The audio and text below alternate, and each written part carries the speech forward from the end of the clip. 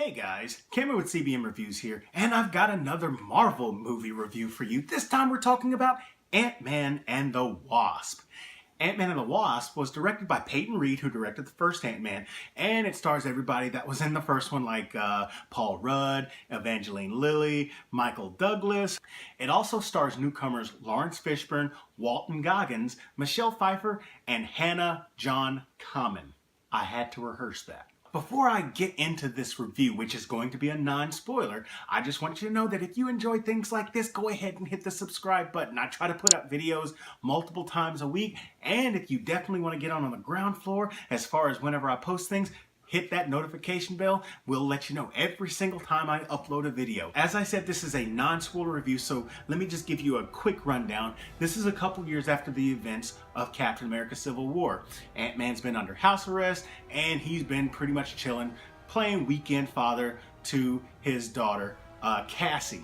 And everything's going fine until he has some sort of dream, and that dream causes him to call Hank Pym and tell him that something's going on. And essentially that's a good setup. I don't really have to go into it anymore. There are some good performances in this. I really can't categorize anything as blowing me away though. There was a lot of average performances. There was even one moment where I just didn't really like what I was seeing on the screen. I'm not going to tell you which part it was, but I will say that it was Paul Rudd that was doing it. It just didn't feel right to me. So that was a big negative for me. Also, there are some decent action sequences. I mean, at this point, we've seen so many amazing things out of the Marvel Cinematic Universe that this just wasn't really, I don't know. I just can't put my finger on it, but I wasn't blown away. Now, that's not to say that there aren't good sequences. In fact, the two things that I really loved about this movie from a visual standpoint is number one, Ghost, who's played by Hannah John Kamen, and there's a sequence where they're going through the streets of San Francisco with the lab. And if you've seen some clips, you know what I'm talking about.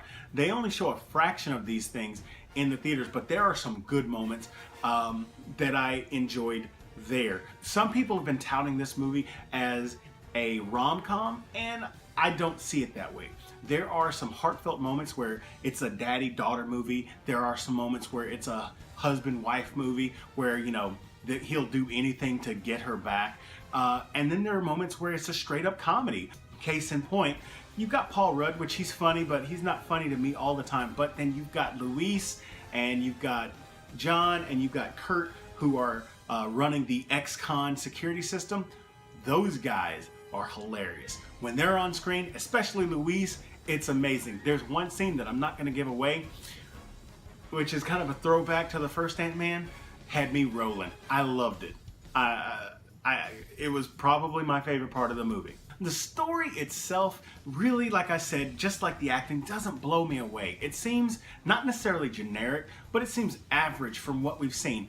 And I'm not going to say that I saw everything coming, but I really wasn't surprised by a whole terrible amount of what was going on. So there's that. But I can say that as far as the direction's concerned, with the exception of that one scene that I talked about that I just didn't feel right to me, it's good. Like I said, there's nothing about this movie that screams great to me, but it's still worth watching. Should you go watch it in the theaters? If you're a Marvel fan, yeah, you gotta go watch this in the theaters. But if you're just a general movie fan, it's your call. It's up to you. This isn't a must-see. This isn't like Thor Ragnarok or Black Panther or even Avengers Infinity War. In fact, this one I'd say is on the same par with Guardians of the Galaxy Volume 2. I wasn't crazy about it, but there are some people that were crazy about it. So, like I said, that's going to be up to you guys. Now it comes to the time where I give my grade. And I've had a little bit of a difficult time trying to evaluate exactly where I wanted to put it. So, you're going to have to forgive me if it's not exactly where you want it to be. But like I said, this is my review. I'm going to give it a 72. The story is average. It's not generic. because there are some crazy things in there. There are some super convenient things that happen that I wasn't crazy about, and there was nothing that really just blew me away. But the visuals are pretty stunning. It wasn't the most stunning thing that I've seen, but I'd say that the visuals were better than some of the Black Panther fights for sure. Watch the down votes on that one. The acting, as I said, was average, but it gets a ding for that one scene. And I mean, I really want to tell you, but I'm going to keep it a surprise. And the direction's fine, but I mean, the thing is, I give it a 72 because it just seems pretty average. It's a C-. This is probably one of the lowest voted Marvel movies that I've seen, or at least as far as grades that I've given. That's not to say that it's a bad movie. It just didn't have a whole lot that made me go, wow, I've got to see that again. If a Marvel movie doesn't make me go, wow, I've got to see that again, it just feels kind of average to me. I don't regret watching it, not in the least, but there's not a whole lot that's going to drag me back to the theater to watch it. So that's my non-spoiler review of Ant-Man and the Wasp. What did you guys think? Let me know in the comment section down below.